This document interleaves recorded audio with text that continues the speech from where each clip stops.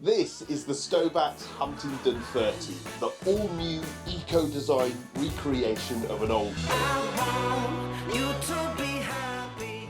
Stovax make their stoves in their new state-of-the-art factory in Exeter, and this one is no exception. It's made from steel and dressed with these fantastic cast iron outer panels. These are convection panels that not only increase its effectiveness but also lower its distances to combustibles. Then they have this extra heat shield for shielding the back of the collar, which lowers the distances even further.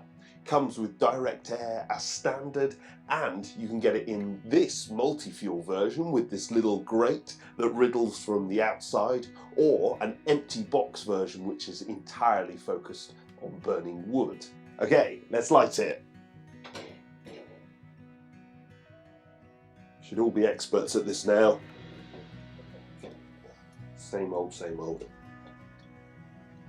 As long as there's lots of gaps and sort of stuff all over the place, you haven't got it too far wrong. And then trusty fire lighter. Oh, somewhere around there. That'll do.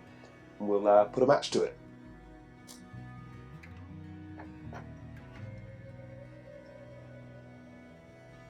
Okay, on this stove, air from below is if you push the lever over to this side, and then on this one, I shut the door. See how we get on. All up to temperature in about quarter of an hour, and halfway through I switched from air below to air above, and at this point I'm going to bring things down a little bit. This is about sort of 2/3, 3/4 closed, and it's a good cruising speed. What hasn't changed is that you've still got this traditional cast iron aesthetic. You can get those fantastic arch traceries which the Huntingdon was known for so well.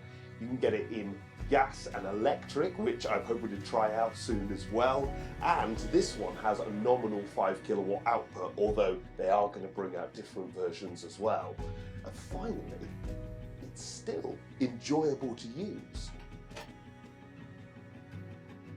This is another area where we'll find some positive changes. It now runs at just short of 83% efficiency. It's obviously DEFRA approved, eco-design ready, and it's A+ on the rating scale. In terms of clean glass, before I actually learned how to use the stove, I made the mistake of having the air come in from below the fuel, which is on this side. Whilst that was, running relatively clean, it did actually haze the glass. When I mixed in air from above the fuel, then keeping the glass clean was no problem at all. Obviously, I then tried to run it overnight, and I couldn't do it, but it wasn't far off. This is obviously the multi-fuel version, and I've no doubt that with the wood-only version, you're not going to struggle at all to achieve this and keep the glass clean.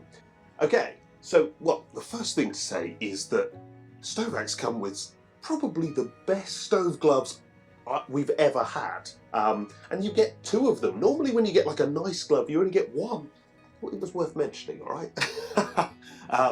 Then we get, as I've already mentioned, a relatively stay cool handle.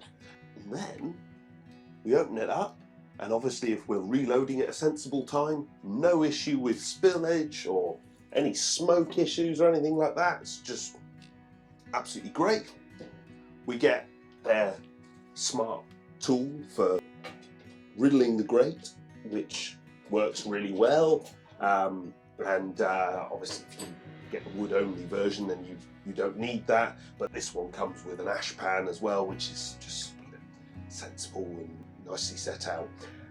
And then we get to the control itself. Now, if you get the wood only version, it's slightly different, because you start on the sort of right hand side, bring it down into the middle, and that's the nominal position, and then flick it all the way over to the left hand side, and that shuts it down. But because this is the multi-fuel version, it's very, very different.